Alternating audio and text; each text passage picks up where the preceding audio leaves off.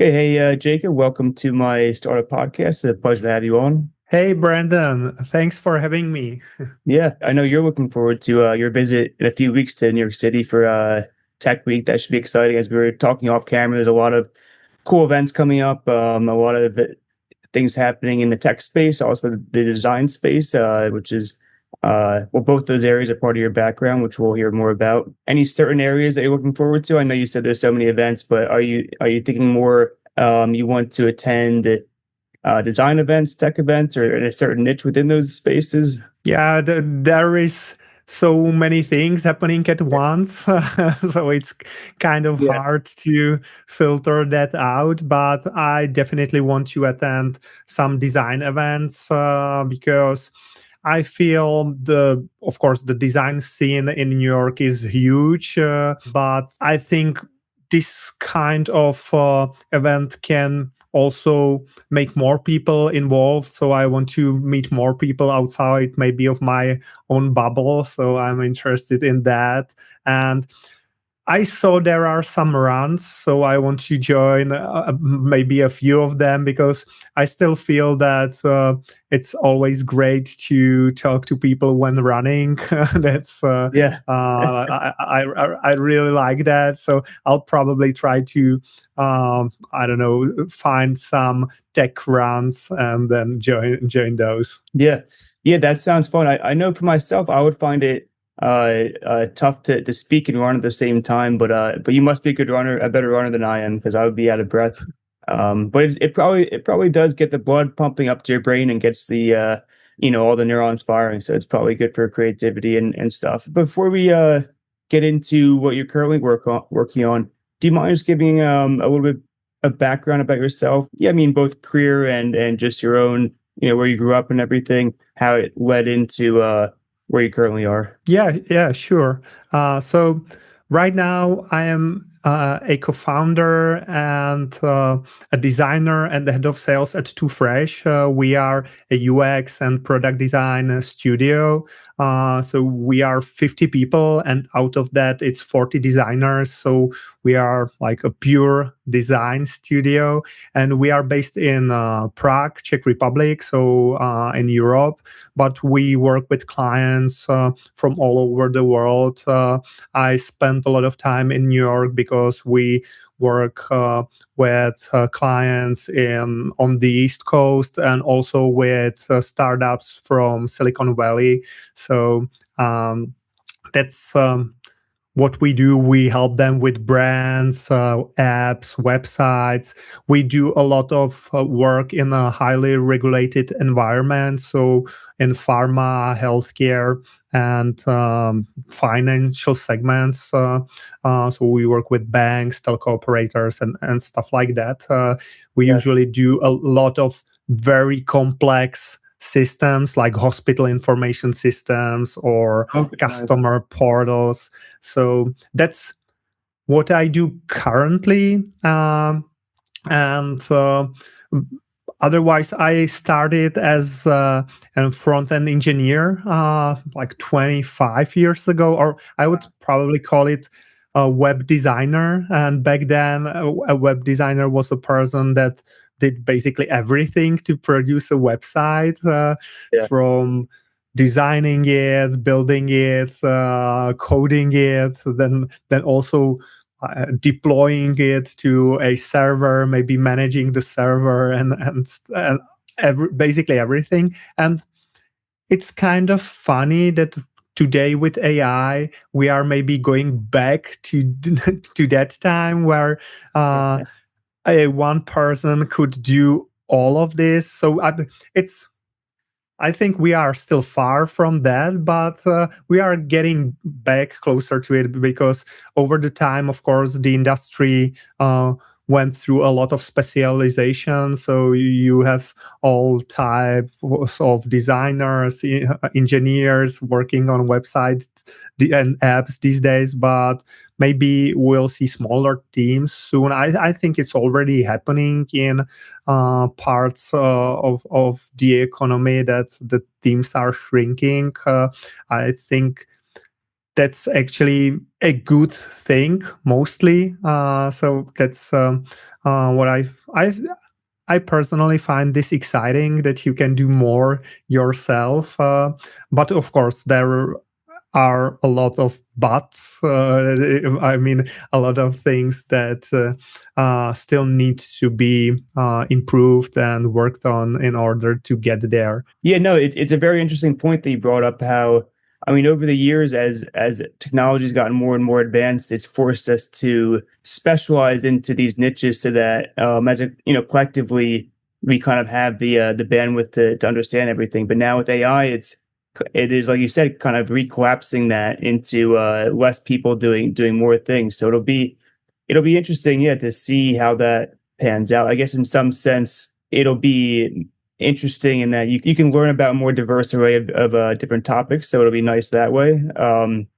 of course, it lowers the barrier to entry for many different things, whether it's yeah, just creating some innovative technology or creating new products. So that'll be good to see.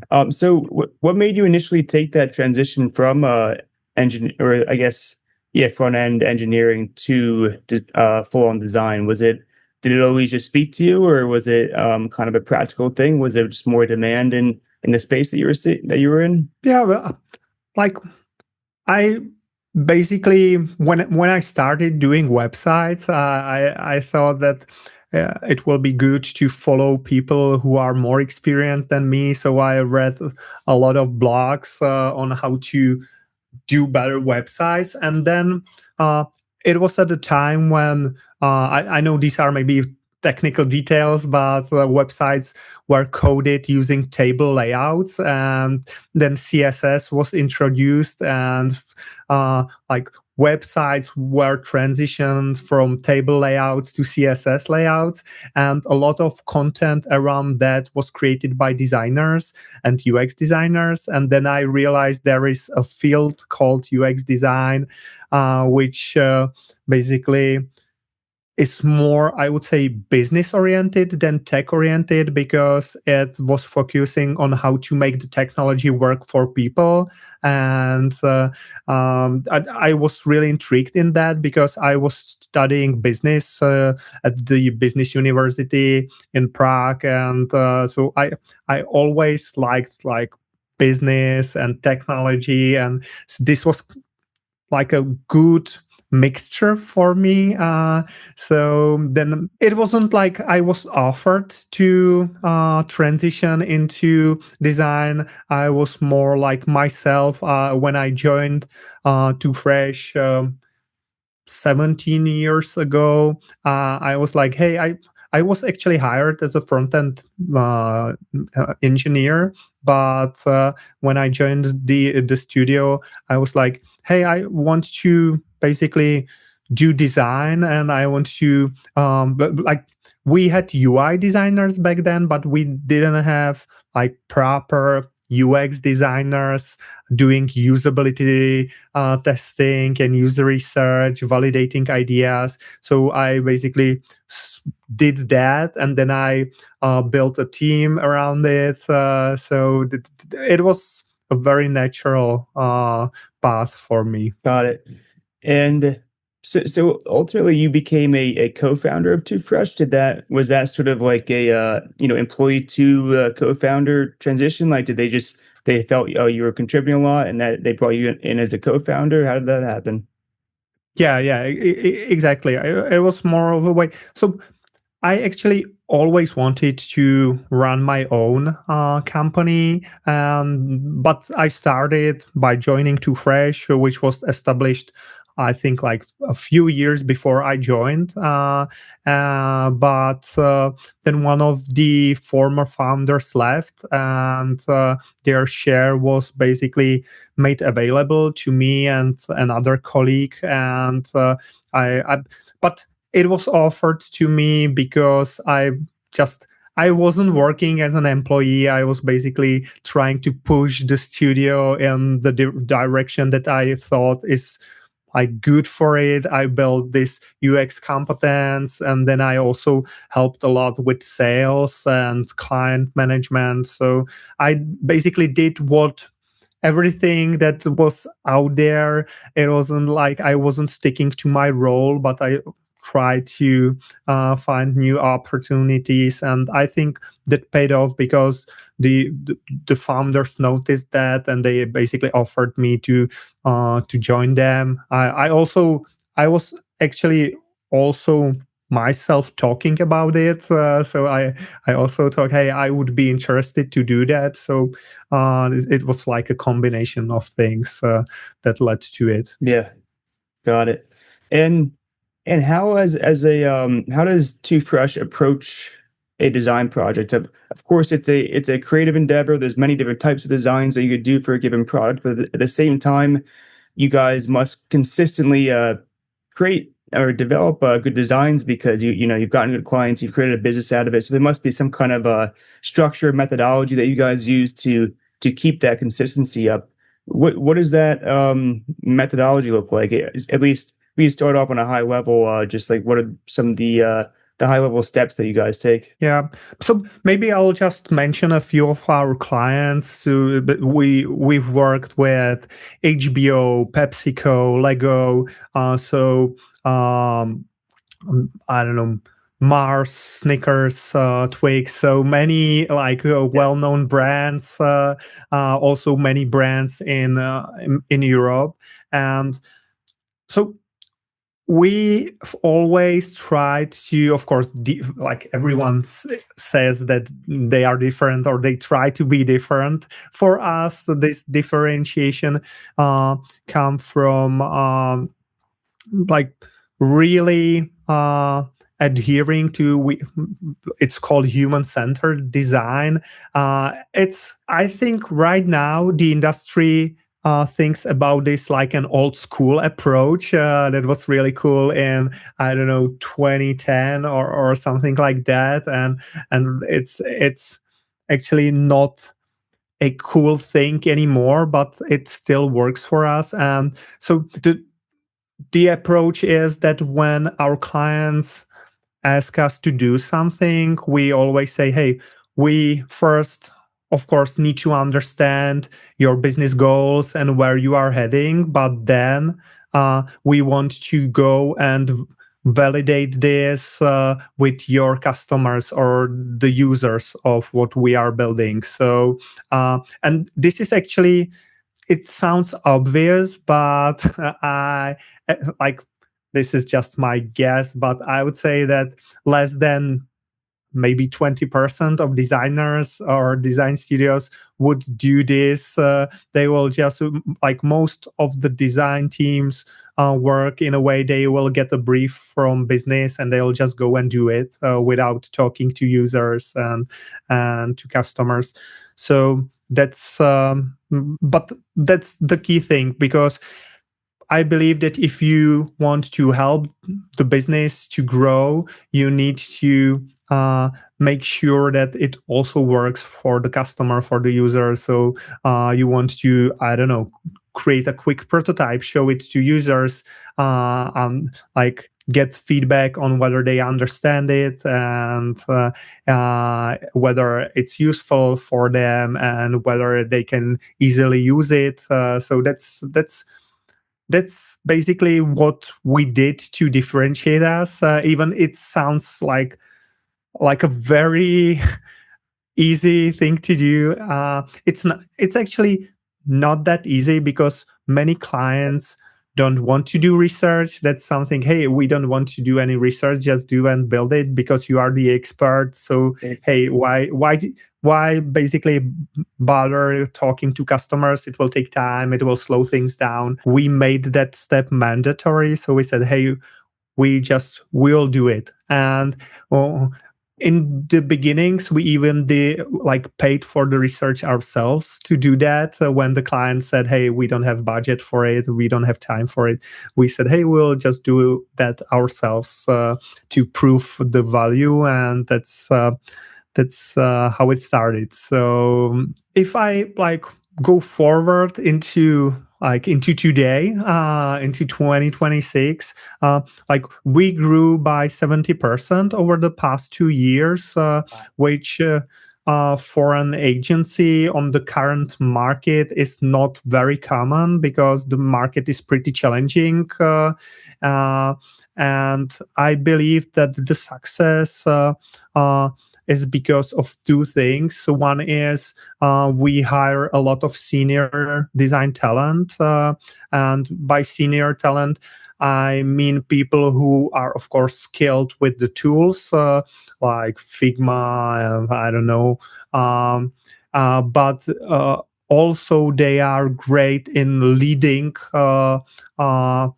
the teams through the challenges. So they are usually the ones or the people who create plans, then make sure that we follow the plan and they guide everyone through that plan. And I think these soft skills like project management, communication, and stuff like that, it's something very important. It's it's the whole service that you provide to the client, not only like designing beautiful screens, but also the service around this is really important and it makes the difference. So that's one thing. And the second thing, we've invested a lot of money and effort into sales and marketing. So we do a lot of things in that space, and I think that's why we thrive even in under the current conditions, which are not,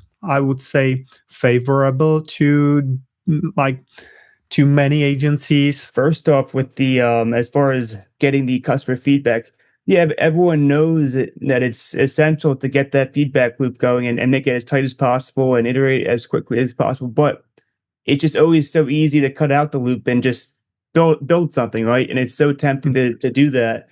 And sometimes we even just subconsciously do it and don't even realize it. So it really is good to I like the idea of structurally enforcing the customer feedback loop by saying this is the only way that we're going to work on this project is if we have this this customer feedback, which I am, yeah, just like a quick question there. So are you, when you're getting customer feedback in that case, is it from, say, your client's customer, or is it from the client itself? Like who's using the product for most of the systems that you guys are creating? I prefer to refer to those people as users. So it's the user of the thing we are building. So Yes. it can be, I don't know, employee of our customer, of our client who is using some internal tool.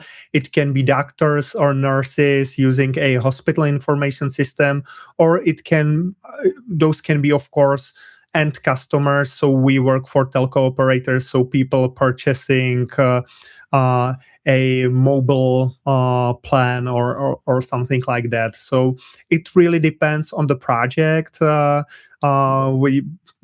We usually do like hundreds of user research sessions every year, and maybe like what really what's working for us is to actually not use the word research or make research as a standalone step in a plan or in a cost estimate in a budget, because then usually it's like, hey, what's this, how long does it take? We don't want that.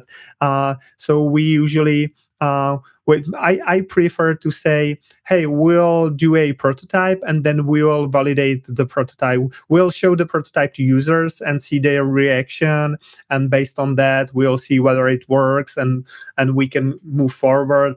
If we get some feedback, then we'll iterate on that. So I prefer to talk about this that way. And also when we are creating budgets or cost estimates for clients, to like make it as a package rather than these standalone steps, because that it's easier than to push this through. So yeah. Sure. Yeah, and since this is such a vital step, I just want to dive a bit deeper. So how do you, what's the method you guys use to both uh involve the customer user in the feedback process and to keep that conversation ongoing? Do you set up a group chat? Do you have like a community, or is it more like they agree to like a weekly or monthly meeting? Well, so we mostly use two methods for user research. One is I would call it customer interviews, which Yeah, is usually, I don't know, an hour of like interviewing the user on a certain topic. For example, right now we are building a startup, our own platform that helps designers land jobs and help companies land designers. Maybe we can talk about that later. But yeah, to so, and we have this idea how this platform could work, but in order to validate it, we've started with interviewing designers who went through a job hunt recently, and we also interviewed the recruiters and design managers to understand their point of view. And and right now we've went through some synthesis, and we've evaluated the research, and we have some results that we work with right now. So interviews are like one of two key methods. The second one is usability testing, and that's basically, you can do usability testing on many different things. So you can test a live website or a mobile app, and it works in a way that, I don't know, let's say we work for a bank and we are testing their mobile app, yeah, and so we'll basically observe the user, their customer, as they try to pay for something or schedule a recurring payment in the app or something like that, and we'll observe customers, how they perform specific tasks, and then we'll report on the findings where we see they struggle, what's working for them. And so these are like two key qualitative methods that we use during research. We also work with some analytic tools, screen recordings. We use UX Tweak to do unmoderated tests when we want to test a prototype on, for example, hundreds of users to get better feedback. So we also use other tools, but the key to our interviews and usability tests. So we actually focus a lot on the qualitative research, because the companies where we work with usually have quite a lot of quantitative data already. And the thing with quantitative data is they tell you what's happening. So, hey, users are not going into the second step of the onboarding, but they won't tell you why it's happening. So the qualitative research is usually a great way how to understand, hey, we have a lot of people like stuck in the first step of the onboarding, and through this qualitative research we can say it's because of this thing, so we can change it then. yeah. No, that it makes sense. Yeah, it's always good to again just always ground things back to what's the actual customer experience to fill in, because otherwise you're essentially blind to what's going on, right? And you're not going to create a good product if you're blind to what's happening. So unless you just do it by chance, which is unlikely. um, Yep. I mean, like, I think doing it by chance is the general approach yeah, in the industry, yeah, and I think um, and it's okay. I would say if you have like unlimited resources and unlimited time, then it's probably okay to just ship things into production and then see how they perform and then adjust. But if you have limited resources, doing research before launching, before building it and launching it, as it saves money, it saves time, and it basically makes decisions easier. So there is a lot of benefits to it. But then of course there are some, I don't advocate for, because designers are sometimes criticized for being too rigorous, to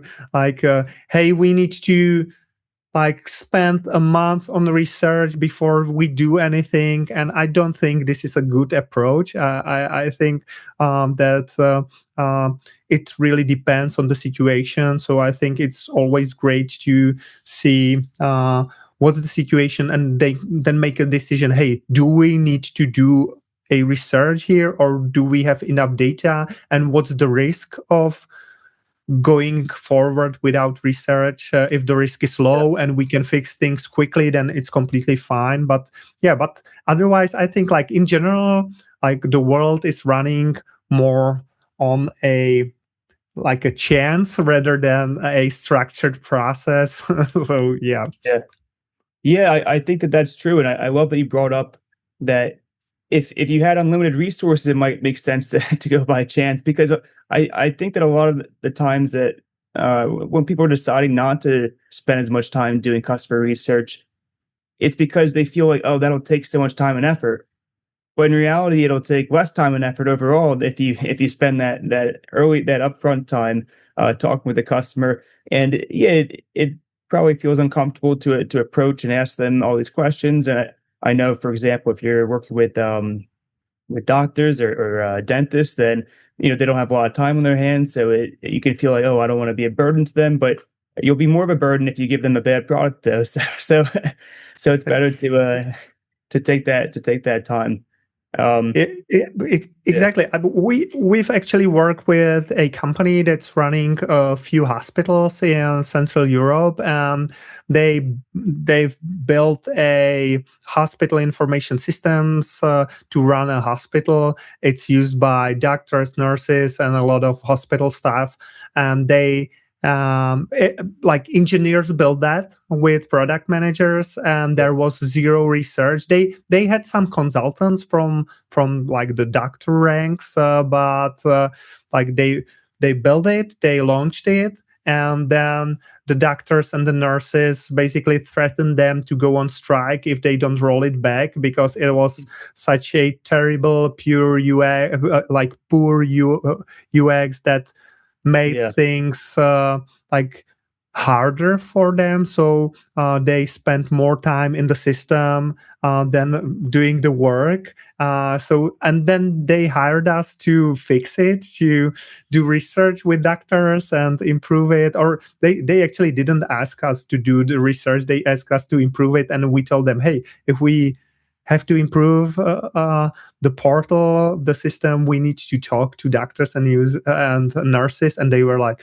oh, we don't know if we can do it. But then like when we did that, they were really happy because we gathered a lot of feedback, we've improved the yeah, portal. And but they lost a lot of time and a lot of money on rebuilding that. So that this is real. That it's not like just a design textbook, but it's based on like real pain and real problems. yeah. No, absolutely. I think that product development as a process should be just it should always be the case that the customer feedback loop is part of that process. It's not like something that can be added on or off. It's like it is fundamentally you're not building a product if you're not including the customer in a feedback loop. You're just creating something that probably maybe no one will use. So it's an entirely different a different kind of process there.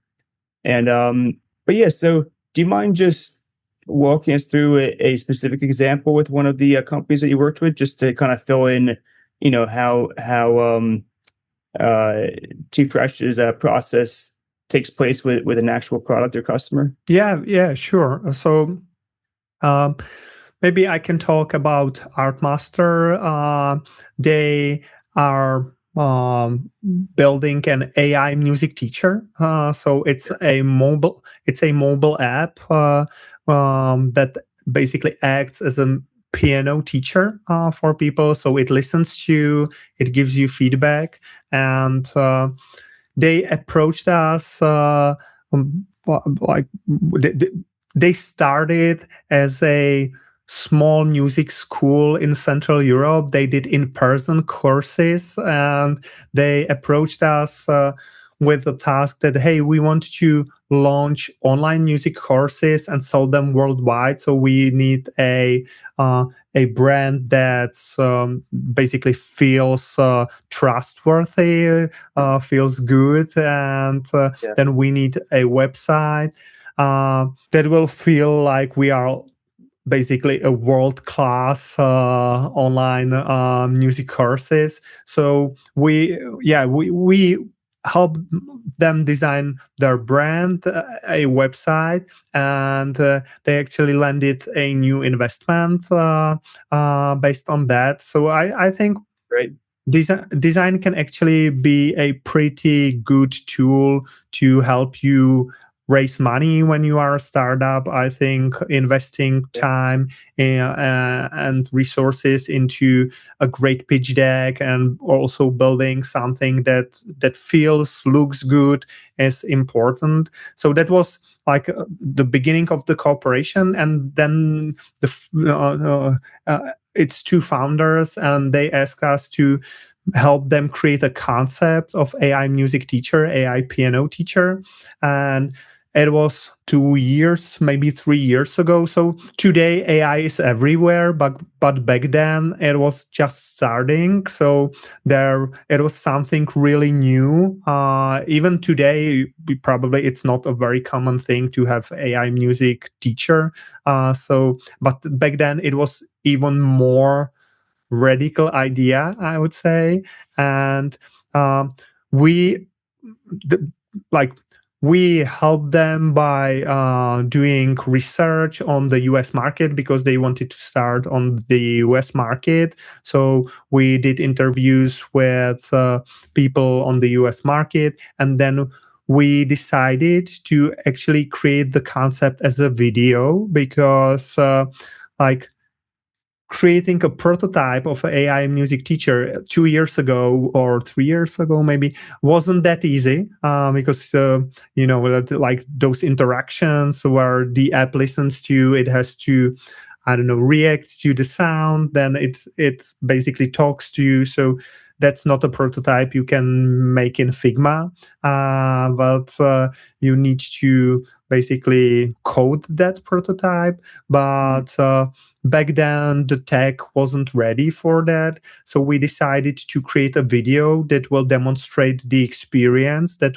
you will live through when you play the piano. So we've created a video that demonstrated that, and it helped them raise another round of investment, and they actually launched I think it's like 6 or 7 months ago. And right now their ARR is growing really fast, so it feels like they hit the right spot. So I'm really happy for that. But I saw that the design can play many roles. Like beside the process, I think it can help the business in many ways, not only making things pretty, but basically landing your business goals on the way. Yeah.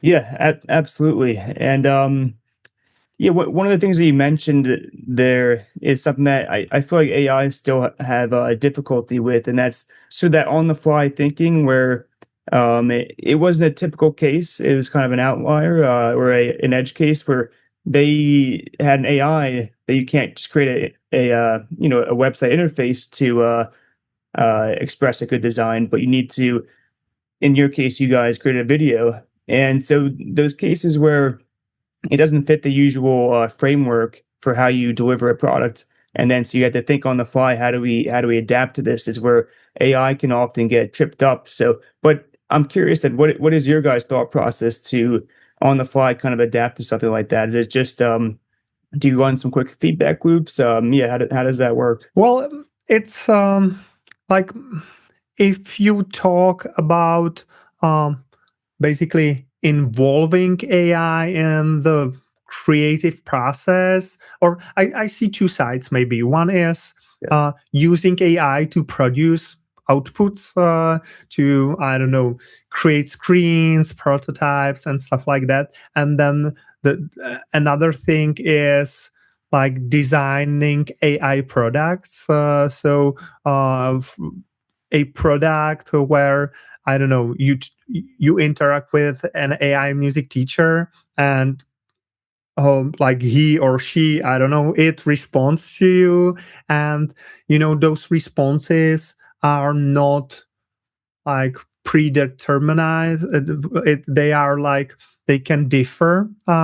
So you need to test a lot of, you need to do a lot of testing to see how the AI behaves. So what are the outputs, and then figure out how to somehow box it in the interface. So I think there are like two spaces. Maybe I'll talk about this, how to design AI interfaces first. Like our approach is it's a lot of exploration. So you spend a lot of time like figuring out new interface patterns, because right now every AI like looks like a chat interface, and I think that's a really stupid uh, design. I think that's probably one of the worst designs we could come up with. I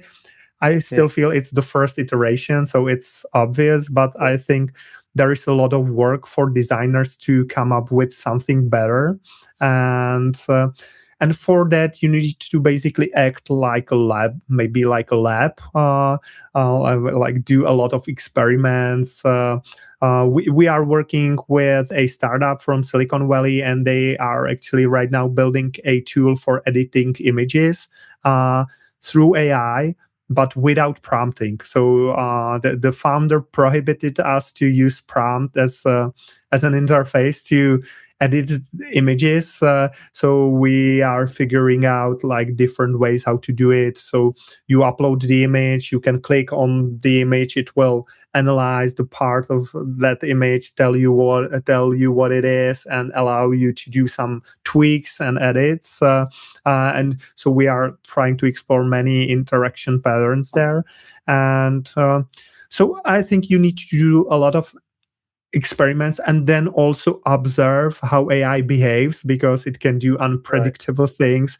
I think this is really hard. There is no like silver bullet for this. I think we like the whole industry is very early, and I think it will take probably years before we get to some Right. reliable interface patterns, and also more interesting patterns than just chat interfaces. But I think like when designers feel whether there is a future for designers, I think this is a huge opportunity right now to Sure. explore.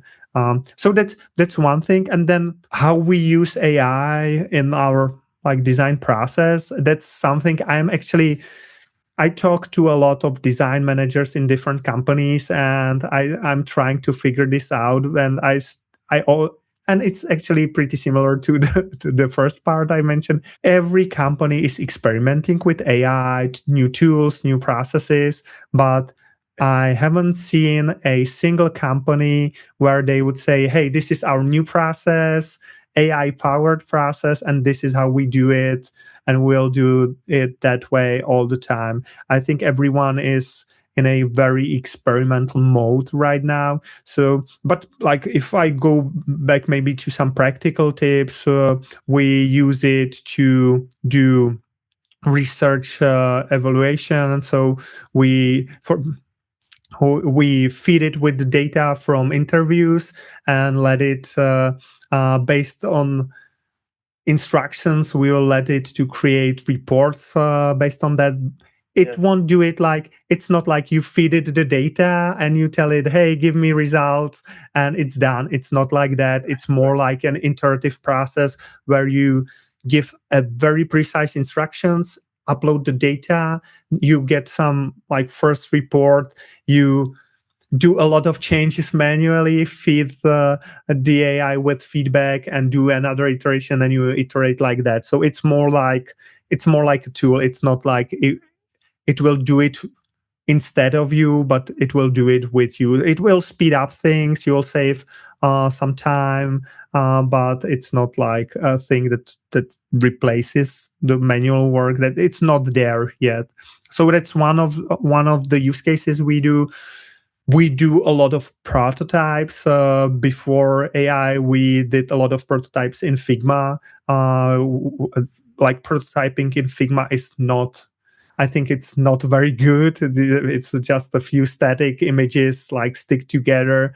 Right now we can do like so good prototypes. Very like we can fit in many features so the client can click through like very complex workflows. So we can And sorry, also connect. this is like a built prototype, but you're having, say, Claude Code build an actual one, or you're having like something like Nano Banana create like a design. Yeah, No. I'm talking about like Claude Code, Lovable, Figma yeah, Make, and these build tools. it. Like we experiment with a lot of tools, basically build it as a working app, Yeah, usually on Node.js and React. And the benefit of this is you can connect it to the data, which like right. found very important. That I don't know if you are building a financial dashboard for, I don't know, company financial management. You can connect it to their data sources and pull in the right data. So it's much more, you can get much better feedback from the client and also customers when you test those prototypes. It's so much better than when you test just like static Figma prototypes. So that's a huge benefit. And you can usually also make it faster than designing everything in Figma, then stitching that Yeah, together. So there are benefits to that. And yeah, so I think these are like the two main use cases. Then there is a lot of like smaller tweaks, like having AI transcribe meetings. Even though I'm actually, I feel that that should be like one of the simplest use cases, using AI to transcribe meetings and create meeting notes. But I'm not like, I don't know whether it's solved. I've tried many tools like Granola and yeah, Fireflies and others, even my own custom things, and it's still like, it's so hard to give all the context in there so that you get a good you know, meeting notes with all the important things highlighted, that it's still yeah, probably easier to do it manually, even though it's more like manual work, but the yeah. results are better. Yeah. Yeah, no, a lot of good points on there. First off, with the getting to know the product, and then from there running the experiments, that makes sense because you want to know what the AI can do, and then from there you can find out which of those things are providing value or solving some problem by running those experiments. And yeah, it sounds like the overall theme for working with AI is to find out or know what its strengths and weaknesses are and what yours are, and then have it complement where your weaknesses are and its strengths are, like finding, you know, the old needle in the haystack problem, like you mentioned with the user interviews. If you have 100 interviews, it can very quickly, because it has a high bandwidth, search through all those interviews to find out some salient details, which is not something that humans are good at. But once it finds those details, what to do with it, humans are probably better at having intuition for that. So yeah, it sounds like using that complementary approach is a good way forward. But yeah, let's transition now to your startup. So I'd love to hear more about how that came about and what it is that you guys are building. Yeah, so I'm really excited about that because I think it's very relevant today, as like the recent Figma report on the design job market said that uh, there are more there are more open positions today than a year or two ago. So more companies are looking for designers, but there are also more candidates and more people looking for jobs. So it's like it's strange. We have a lot of companies looking for designers and a lot of designers looking for a job, but they are not like connecting. So with like we've figured out that there is an opportunity how we can like where we can fit in because at 2Fresh we basically do this as a studio, a design studio. What we do is we evaluate designer skills, evaluate designers, and then we evaluate jobs, and then we connect those together.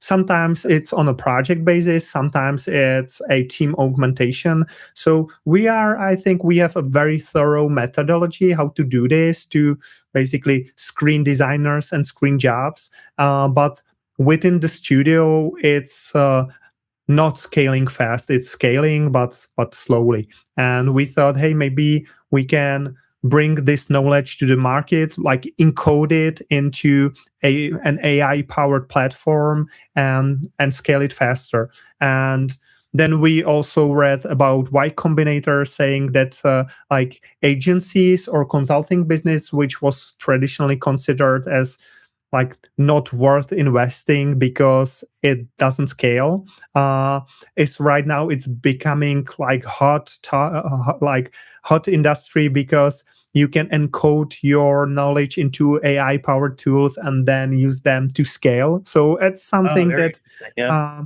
that's something we are trying to do, and we have this hypothesis that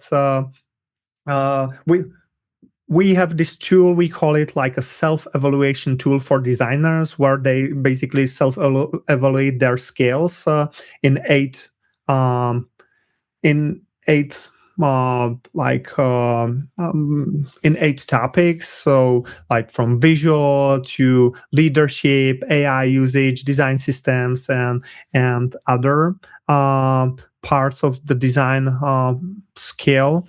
And then we have a similar thing for those jobs. And we thought, hey, let's encode it in a platform that we make available. But right now we have assumptions and like current experience.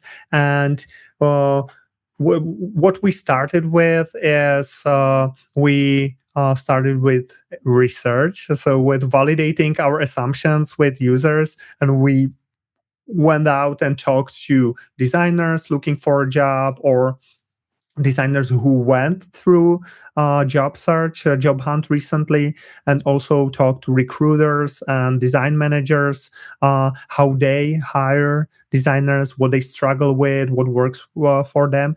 And we actually, our two key hypotheses were validated in that research.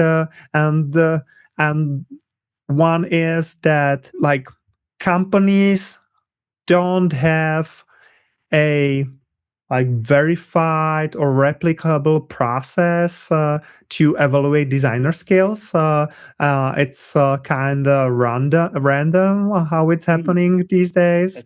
And then on the other hand, designers don't have a proper tool how to showcase their value to companies, because right now there is a lot of designers on the market, and the main, I would say, tool the main way how companies evaluate designers is by looking at their portfolio. And mostly it's a portfolio, usually it's a very visual thing. So the decision of companies is usually like skewed towards this visual thing. So if a designer applies to a company, he needs to send a portfolio, and there is a hiring manager, and he looks at the portfolio, or she looks at the portfolio, and it's like, I don't know, next. And I think that's not the best way how to do it, because it's actually really hard if you have a good designer who, for example, can make like hard decisions, who is able to quickly gather data to make those decisions, who is able to quickly prototype things and iterate, and who's a great communicator. Those are, I believe, like really important skills, way more important than just like pure design, like UI, visual, Figma skills. But it's really hard to showcase them. So it can be harder for those designers to go through the process. So I think there is like an opportunity to basically go there and help with that. Yeah. And yeah, so I mean that makes sense to me that you'd want to know more than yeah, more than just like the end result, this visual product, but yeah, how are they thinking about things? What process are they using? And of course, if it looks very nice because they spent all their time on that when they should have been prioritizing higher priority things, then that wouldn't be a good sign. That would go undetected by just looking at their portfolio, right? And that's sort of what I guess, were referencing with decision making. Yeah, probably prioritizing the right things. So yeah, it's a good point. So what will your product do to solve some of these issues and uncover the right candidates and allow candidates to showcase more depth beyond just the visual aesthetics of their design? Yeah, so um, like I mentioned, we are very early in this, but our like what we do in 2Fresh is we have this methodology where we basically rate the designer in 8 different areas, uh, and for and these areas is the visual skills, then it's user research skills, AI skills, design system skills, leadership, and a few more. And we have like a matrix what it means to be on which level. So there are levels for every skill. There are levels that you can achieve. It's from 1 to 4. So you are either explorer, really starting with the topic. So you might be strong in visual, but you can be like, you don't have any, for example, you don't have any experience with user research. So you will have 1 in user research, and then I don't know, 3 or 4 in visual. And Yeah. there are levels that describe each of those things, and then you also have to prove that you are on that level by basically providing details on why you rated yourself in that way. So that's like the general idea. The challenge, of course, is how to. Right now, we do it manually, so people do it during an interview, basically, or a series of interviews. But we need to translate this into a platform, and that's that's actually ahead of us. So it's something we are working on right now. Got it.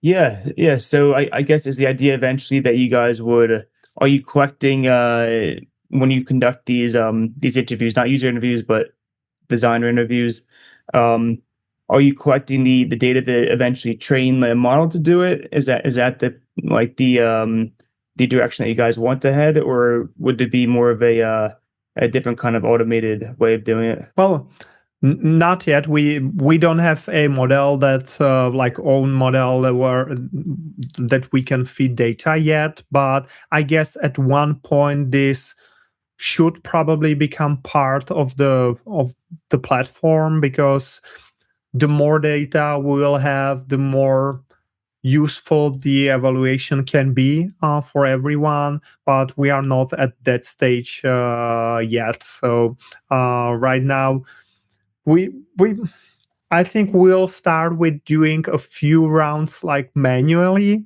maybe like semi-automatic with some parts of the interview automated, and then we'll try to probably use those data to try to build a more automated process. But yeah, but that's actually before us, not behind Yeah, us. gotcha. Yeah, and so I've heard at various points it's tough if you're building products that's sort of a marketplace, which this would be. So you're bringing together different parties, and it can be a bit like chicken and egg. You need one to get the other on board, and then vice versa. So So how are you guys tackling that problem of getting both the design companies that are hiring or whatever kind of company that's hiring designers and the designers to start using it when both need each other to be on it? Yeah, so that's no, you are exactly right. That's a challenge we are facing, and like we think that it would probably be easy to get, for example, companies to join the platform. I don't know, for free at the beginning, because if you can for free post a job posting somewhere, that could help you land the right candidate. I think that's probably an easy decision for companies to make, but we actually want to approach it in a slightly different way, and we want to start with this designer self-evaluation tool, that because we think there is a value. Of course, the ultimate goal is to help designers land jobs, but I think there is definitely a value also just by going through this evaluation of your skills, so that you can see where you are compared to the market, or compared to others, or compared to what companies expect. So we think that we'll probably start with this, I would call it B2C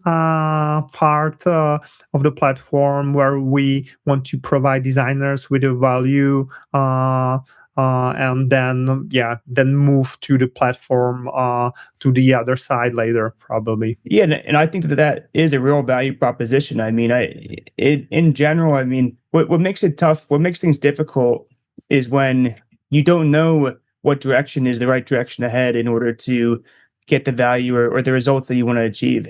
If everyone knew, oh, I just need to do this, this, and this, even if it took a lot of work, they would just do it because they would know, oh, the reward's waiting at the end, right?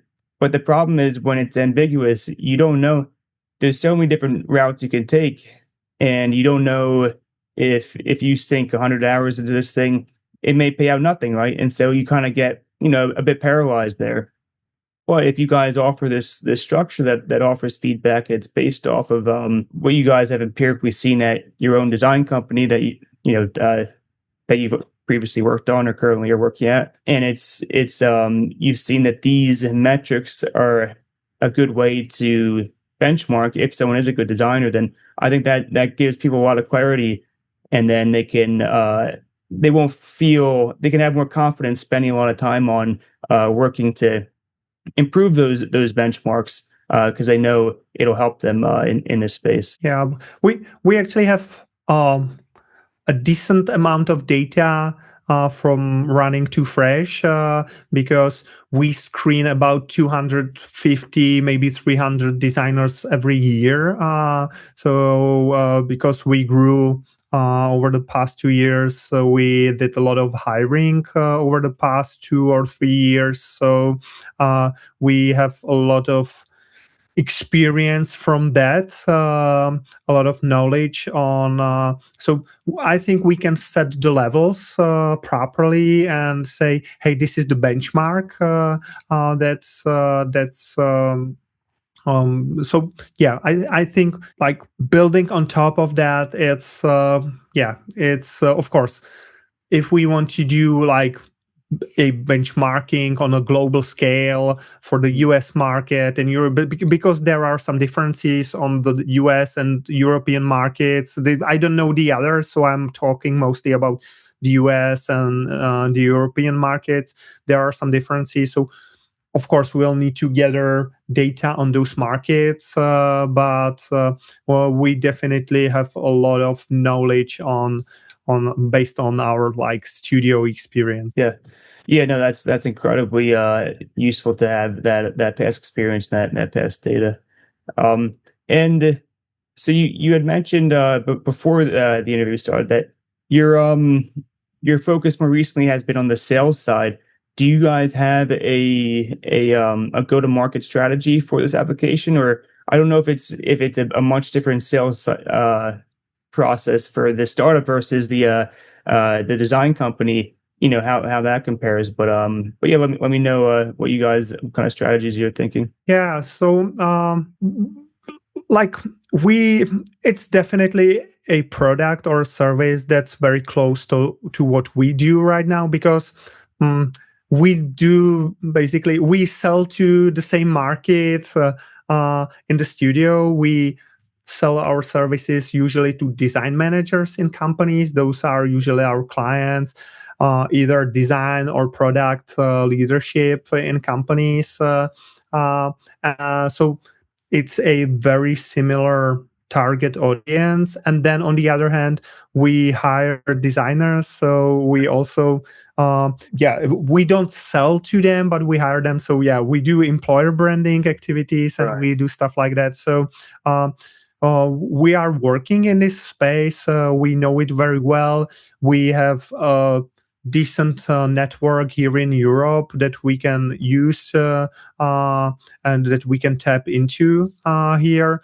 But what's new for us is trying to build this globally, because like we work with the US companies. We also have clients in Switzerland. From time to time, we have a client in Japan, in Spain, and stuff like that. But most of our work is like Central Europe and then United States. But with United States, we don't have like hundreds of clients in states. It's usually like like I don't know, 10 to 20 clients. So our network in the US is way smaller. So this is something that we need to learn and need to figure out how to work with.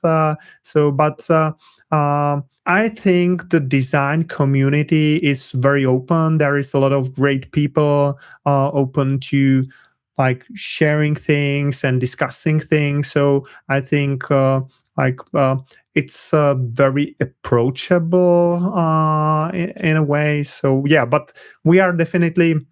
It's not like that we've decided to do a financial app and now we need to like relearn everything. But we are working with the same people we are working with right now. Yeah, yeah, that definitely helps a lot. And do you does it tend to be that your customers right now, they're happy to try out this new project that you guys are working on, or is it more I guess I'm wondering, to what extent is it fully integrated with the design company, or is it kind of, on a side, on a side chat, or outside of the work chat, you guys are reaching out to these, with the credentials of having the company? Yeah, so we are like very early, but even through like when we did this initial exploration and the discovery research, we've used our network and we've used our client network to do the research. And of course, it definitely makes sense to use the network to test the value proposition and test the product, because it's actually complementary to our services. We do team augmentation, we do project cooperation, but then a lot of our clients also have in-house teams and they hire their designers. So it makes sense to also offer them this service. So yeah, we will definitely work with that. Gotcha. And there's two questions I like to ask near the end of the interview. So just what's the biggest challenge that you faced? Just that we can kind of walk through that, and other people listening can hear it and kind of get an idea of how you faced it. And Okay. feel free to take some time to think of that. No, I think like running an agency business. I think everyone who did that or who has experience with that knows that it's a very volatile business, I would say. Okay. It's I think we like our biggest challenge at 2Fresh has always been sales, I would say. But we we weren't aware that it's sales. We thought that doing good work will result in like good business, but Yeah. that's not the case. I think we've always had like great designers. We've always done great work. Usually clients are satisfied, but then if you only wait for the business to come in directly, it's you won't build a great company without doing like active sales. Or of course you might get lucky and it might work, or it might work for you, but our like experience, we've been on the brink of bankruptcy twice or maybe even three times like in the past. And what helped us stabilize and like change this into that growth we saw during the past 2 years was that we've invested a lot of time and effort into sales. So I think having a good product is not enough. You also have to have a great sales and marketing depending on your product. But with us, we need to build awareness, we need to build trust, but then we also, because our sales cycle is very long, it can take like i I like to talk about one client we have.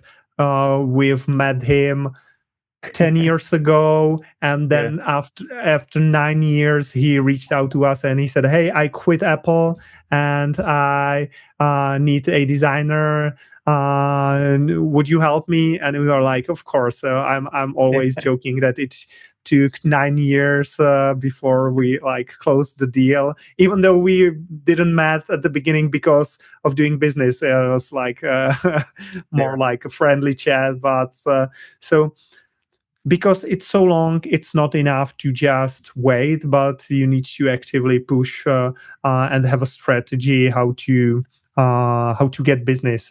Even though it's and you need to do a lot of things, meaning a lot of activities to do it. It's my co-founder, he says that the quantity breeds quality, and I think that's really true. That if Right. you do 100 meetings every month, or maybe 50 meetings every month, then you have a better chance of success than if you do 10 meetings per year. So I think like doing a lot of sales activities is a key for a successful business. Yeah.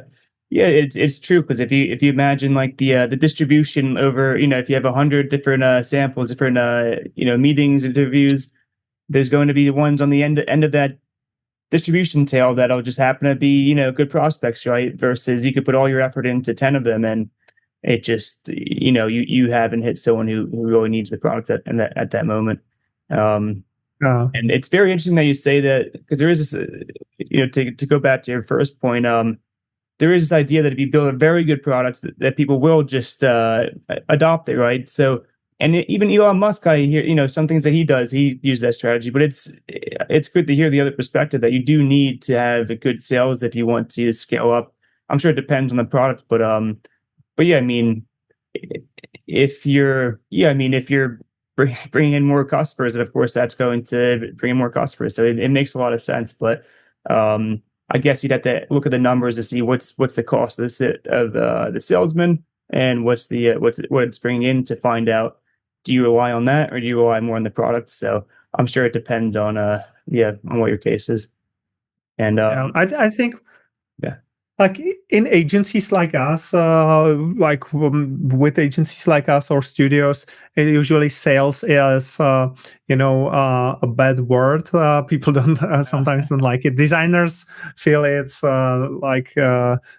that's not something you need to do. But I think it's really important. And one more thing, when you mentioned like bringing in a salesman can cost a lot of money, and the results might be there or they might not. But I think it's important that founders or the company leaders do sales. That's really Yeah. critical, I believe, even especially within like small to mid-sized companies.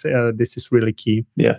Yeah, no, that is a great point. And yeah, one last question from my side. So what's the biggest like insight or couple of insights if you have them that you'd give to someone who's starting a company, a startup right now that that could save them a lot of time, maybe a year of their time or something. Um something that you faced and now you have the solution for. Well, I think we talked about that a lot. I Yeah, think you may have already doing covered it, maybe. yeah, but I would probably repeat. Just I recently did a podcast with Ina Jovicic. She's a founder of a startup called Enough.